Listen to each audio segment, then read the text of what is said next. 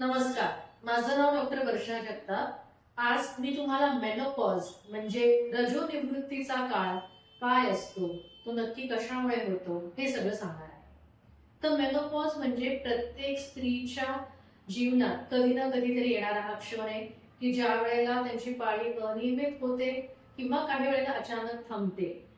Menopause होतो म्हणजे काय होतं, तर आपण ऍज अ स्त्री जेव्हा आपण जन्माला येतो तेव्हा आपल्याकडे एक ठराविक ओव्हरीज मध्ये जो काही साठा आहे म्हणजे जे अन्न बनवण्याची जी क्षमता आहे ती ठरलेली असते। आणि जसं जसं आपलं वय वाढतं तसं तसं तो साठा कमी होत जातो। तर ओव्हरीजचं काम कमी होत जातं वयापरस्वे।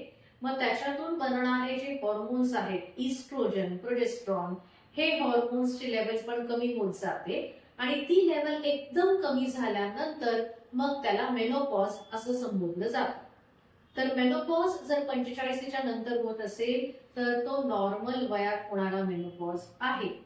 जर का मेनोपॉज लहान वयात होत असेल म्हणजे समजा तुमची पाळी वयाच्या 39व्या वर्षीच गेली किंवा 40व्या 41व्या वर्षी गेली तर ते लहान वयात आलेला मेनोपॉज आहे, ज्याला आम्ही अर्ली मेनोपॉज असं म्हणतो। आणि अशा सगळ्या स्त्रियांनी एंडोक्रिनॉलॉजिस्ट हॉर्मोनच्या डॉक्टरांना जरूर भेटायला हवं।